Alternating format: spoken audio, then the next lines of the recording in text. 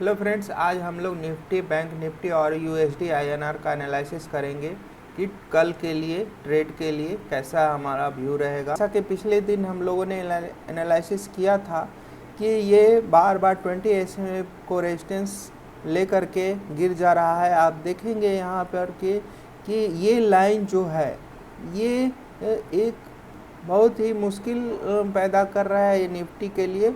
यहाँ से देखेंगे कि यहाँ पे बार बार गया, यहाँ पे रेजिस्टेंस लिया है, यहाँ रेजिस्टेंस लिया है, यहाँ पे रेजिस्टेंस लिया है, फिर यहाँ पे लिया है, बार बार यहाँ पे रेजिस्टेंस ले रहा है और गिर जा रहा है।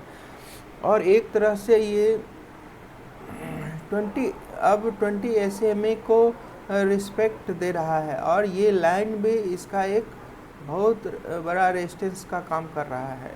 जब तक इसे अच्छी तरह से सभी देखेंगे, रेजिस्टेंस आपको एक जगह पर आकर के टिक गया है।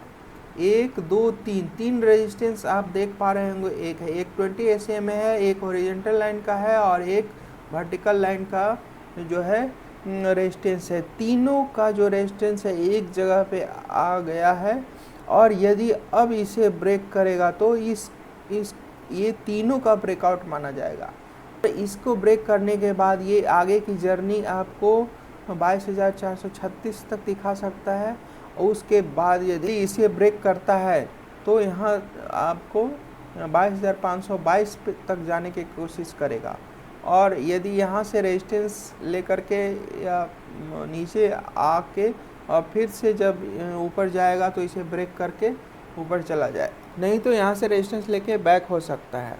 अब हम लोग देख रहे हैं कि यहाँ पे बार बार रेजिस्टेंस ले रहा है, तो अगर यहाँ पे इसे ब्रेक कर दिया तो ठीक है, नहीं तो आप देखेंगे कल या तो गैप अप हो करके इसके ऊपर क्लोज करेगा या फिर यहाँ से रेजिस्टेंस ले करके मार्केट नीचे की ओर ओपन हो सकती है। या तो गैप अप करेगा या यहाँ से रिवर्स करेगा। यहाँ असमंजस की स्थिति में बना हुआ है और ये एक जोन बनाकर ट्रेड कर रहा है, न ऊपर जा रहा है और न नीचे जा रहा है। अभी मार्केट बहुत ही वोलेटाइल है, अभी इसकी दिशा जो है ये पता नहीं चल रहा है कि किधर जाएगा, क्योंकि अभी इलेक्शन होने वाली है। इलेक्शन के टाइम पे इसी तरह ये हम लोग बैंक निफ्टी पे चलेंगे। जैसे कि बैंक निफ्टी का भी वही कहानी है, आप देख पा रहे होंगे ये 20 SMA को रिस्पेक्ट दे रहा है। बार बार इसी लाइन पे आप देखेंगे यहाँ से लेके यहाँ पर रिस्पेक्ट दिया है, फिर यहाँ पे आप देख पा रहे होंगे 20 SMA को रिस्पेक्ट दे रहा है। इस हॉरिजॉन्टल लाइन को आप यहाँ पे कर देंगे तो आप देखेंगे कि बार बार यहाँ पे रिस्पेक्ट लेकर के इसे नीचे आ रहा है और इसे एक ट्रेंड लाइन से भी आप देख सकते हैं। एक इसे ब्रेकआउट करेगा तो ऊपर जाएगा, नहीं तो यहाँ से रेजिस्टेंस लेकर के नीचे आ जाएगा। लेकिन यहाँ पे एक सपोर्ट भी है, 50 SMA को ये सपोर्ट लेकर के ऊपर चला जा रहा है। तो ये 20 SMA और 50 SMA के बीच में बैंक निफ्टी ट्रेवल कर रही है और इसे ब्रेक करेगा ऊपर जाएगा और इसे ब्रेक करेगा तो नीचे जाएगा। अब हम लोग आवरली टाइम फ्रेम पर आकर के देखते हैं तो आवरली टाइम फ्रेम पर ये एक सपोर्ट पे खड़ा है, बार बार सपोर्ट लेकर के ऊपर जा रहा है और ऊपर रेजिस्टेंस फेस कर रहा है। आप देखेंगे यहाँ से यहाँ तक का एक जोन है, इसी में ट्रेड कर रहा है। तो जो कहानी निफ्टी का है वही बैंक निफ्टी का है, दोनों इंडेक्स जो है का एक ही कहानी है।